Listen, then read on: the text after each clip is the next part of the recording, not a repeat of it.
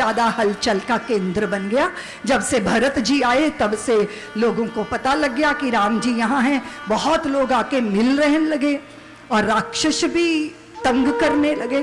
तो भगवान ने सोचा हमारी वजह से ऋषि मुनि जो हैं वो उनकी भजन साधना में बाधा पड़ेगी, तो वे वहां से चले।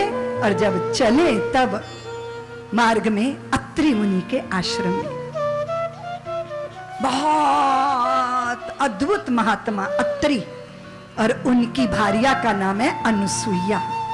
भगवान ने कहा जानकी अत्रि मेरा बहुत मान सम्मान करेंगे, तुम भ्रमित मत होना।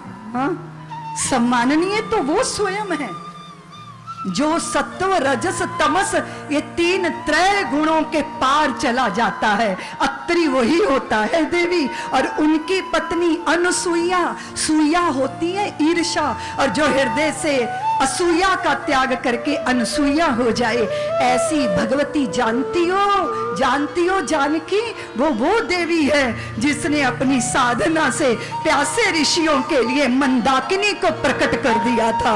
उनके चरणों में जाके जरूर उपदेश ग्रहण करना। अत्रि मुनि के पास बैठ के राम और लखन सत्संग कर रहे हैं। जानकी अनुसुईया मां के पास चली। पहली चौपाई क्या है? अनुसुईया के पद गई सीता, अनुसुईया के पद गई सीता, मिली बहोर सुशील विनीता, मिली बहोर सुशील विनीता, ऋषि पत्नी मन सुख अधिकारी, ऋषि पत्नी मन सुख अधिकारी, आशीष दे निकट बैठाई, आशीष दे निकट बैठाई। देखो जब कभी अग्रज मिल जाएं, बड़े मिल जाएं, सबसे पहला कर्तव्य है चरणों में माथा रख दो। जानकी अनुसुईया मां के पास गई, चरणों में शीश रख दिया, श्रद्धा से प्रेम से, सुशील विनीत यानी हृदय में विनय है। हा? ऐसा नहीं कि घुटने ही छू दिए बस, राम राम जी, ऐसा नहीं। अकड़ के सामने खड़े रहते हैं। हमें बड़ा आश्चर्य होता है क्योंकि हम गुरुजनों के पास रहे ना, तो हमें आश्चर्य होता है कि बड़े बेचारे खड़े हैं, छोटे सोफों पे चढ़े मोबाइल से मत्था ठोक रहे हैं। अरे अगर बड़े खड़े हैं तो आप कैसे बैठ सकते हैं? है ना, पहले उनको आसन दो, उनको सम्मान दो। ऋषि पत्नी मन सुख अधिक। और जहां आपके प्रति प्रेम आएगा ना, आशीर्वाद वहीं से निकलेगा। मांगने से आशीर्वाद नहीं मिलता देवियों, आशीर्वाद मांगे नहीं जाते, आशीर्वाद कमाए जाते हैं और वो प्रणाम की भूमि पर प्रकट होते हैं। स्मरण रखिएगा, स्मरण रखिएगा।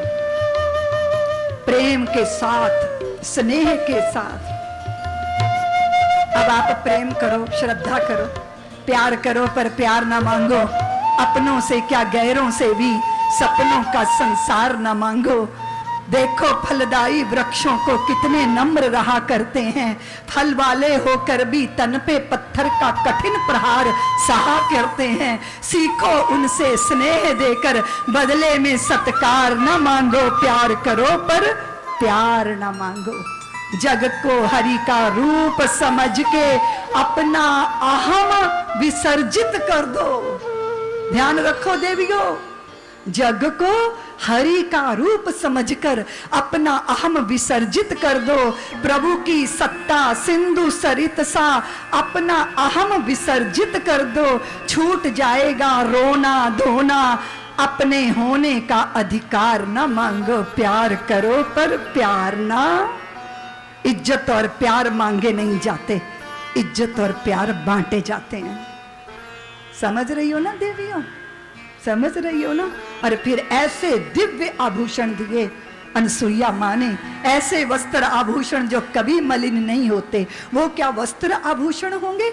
नहीं, वो गुण थे, गुण जो अनुसुईया मां ने जानकी को दिए। क्या दिया? धीरज धर्म मित्र और नारी, धीरज धर्म मित्र और नारी, आपद काल परखिए चारी, आपद काल परखिए चारी, धीरज धर्म मित्र। विपत्ति में इन तीनों की परीक्षा होती है, हमारे धैर्य की, हमारे मित्र की, और जो भी हमारा जीवन साथी है, वो स्त्री हो या पुरुष हो, या खाली नारी की बात नहीं हो रही है, ये जीवन साथी की बात हो रही है।